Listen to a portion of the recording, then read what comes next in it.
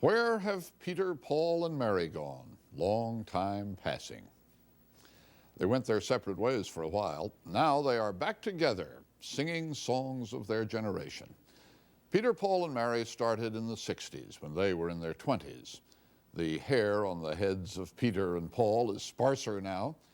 As you will see in this story from Heywood Hale Broun, Mary's is still as bright as the summer sun. And if you miss the train I'm on, you will know that I am gone.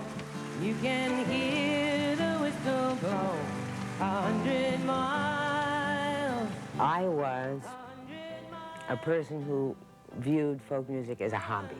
I loved it. I sang it in high school. I sang it in grammar school. I went to Washington Square Park with my dog and on Sundays and sang in the park. It was a hobby, but as a profession, quite frankly, standing on stage for more than 15 minutes made me nauseous. I got so anxious.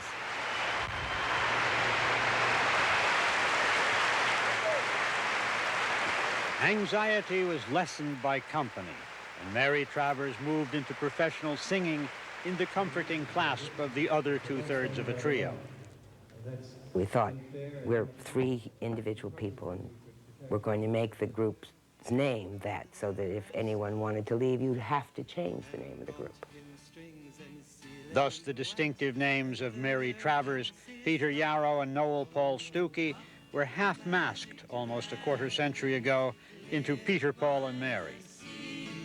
And frolicked in the autumn mist in a land called Annalee. Oh, up the magic dragon lived by the sea, and frolicked in the autumn mist in a land called Annalee. Together. When the group first began, we only had 5 songs that we could perform as a group. Our first job, they couldn't afford to pay us because they would have had to hire additional acts on the bill. So Peter and I said, well, we'll be the additional acts. So Peter would go on, work for 40 minutes, then I would come on, I'd work for 40 minutes, then all 3 of us would come on. Gone, long time ago.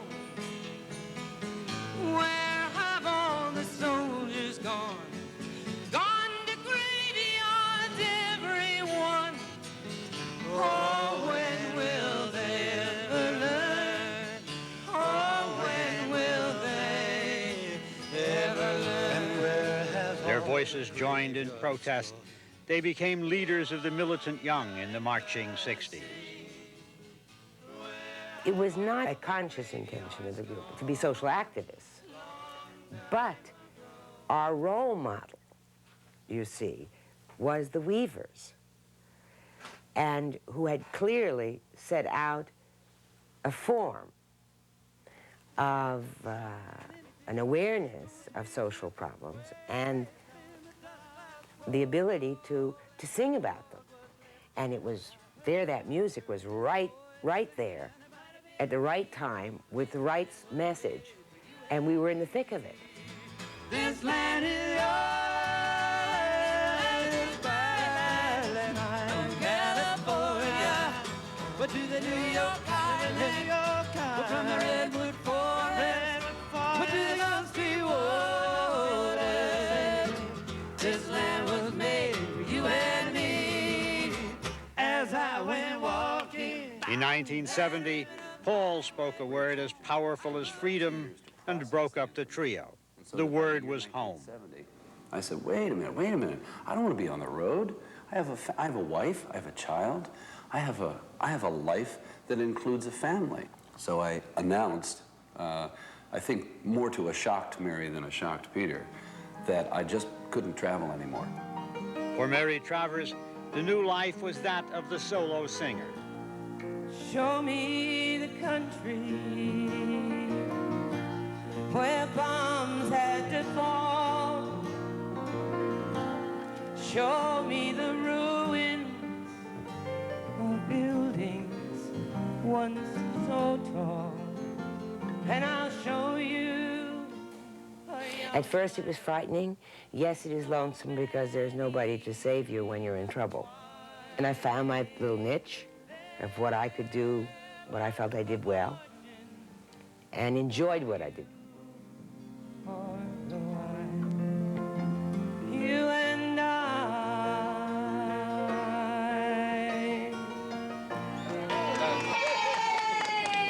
My goodness, you're out here in the cold. Waiting for you. Oh. During the 8 years in which the trio followed their own destinies, Mary Travers made 5 solo albums and discovered that speech is a better weapon against shyness than silence. She made a lively minute out of her daughter's recent marriage. Then she wants a formal wedding yet. I never had a formal wedding, not once. It was a lovely wedding. I must confess, it was a lovely wedding. My mother cried, and I cried, for different reasons. He's very nice. Not since my great-great-grandmother voted for Abraham Lincoln has there been a Republican in my family.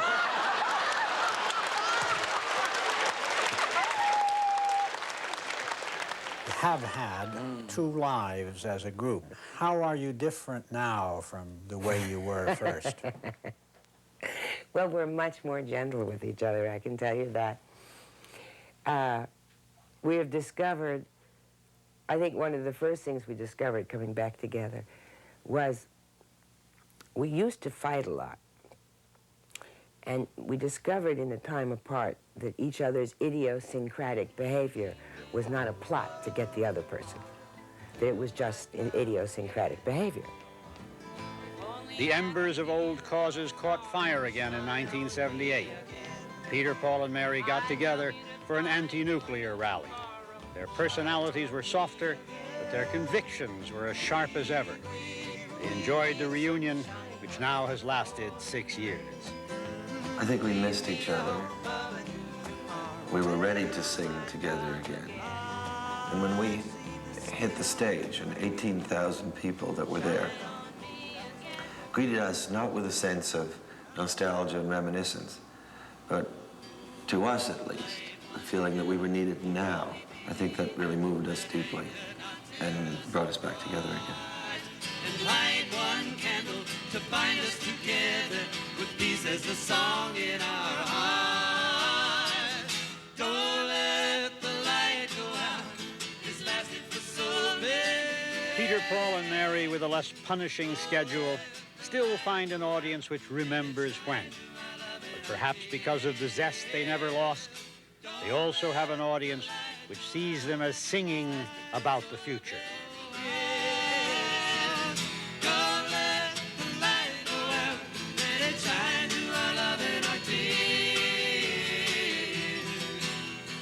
Folk music isn't just protest songs, it's love songs, it's children's songs, and it's songs about social issues. It has a tendency to say, let's do something about the fate of the world. It is a sense of optimism and energy. How many times must a man look up before he can see the sky? And how many ears must one man have before he can hear people cry? How many deaths will it take till he knows that too many people